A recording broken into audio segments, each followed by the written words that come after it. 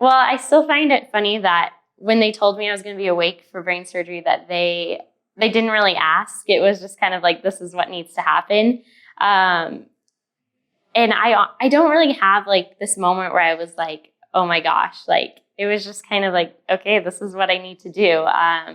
And right before surgery, they told me some of the things that were going to happen to try and, prepare me for it. And that's when I started to get a little nervous, because I was like, they told me, they were going to be talking to me and asking me questions and kind of what the room was going to look like. And I was like, okay, we're really doing this. But I still think it's definitely the coolest thing I've ever done.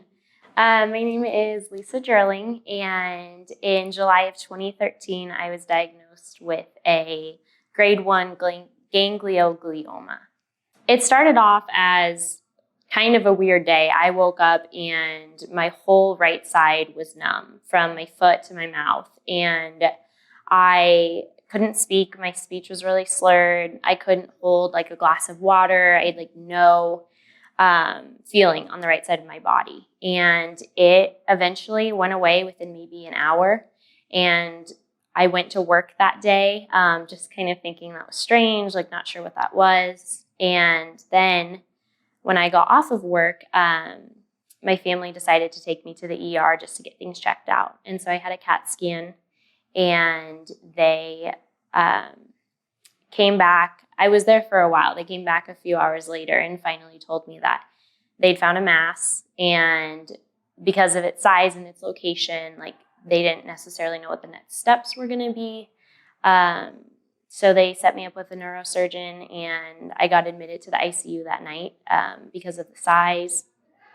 And so they watched me for the night, and then they released me, and I had a biopsy the next week. So it was really, really quick.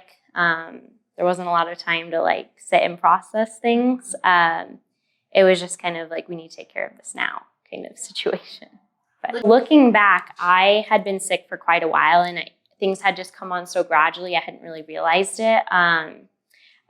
They had said the tumor had probably been there for maybe 10 years. It had just been so slow growing. And I was only 19 when I was diagnosed, so it was probably there from the time I was in maybe 3rd or 4th grade.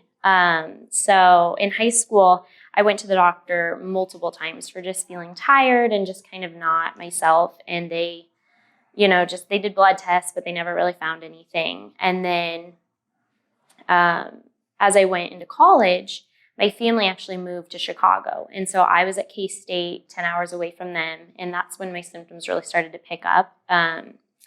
I was just sleeping 12 hours a night, taking naps. I mean, I was getting sick all the time, colds and flus. And they just said, you're probably stressed, like germs in college, you're living in a dorm.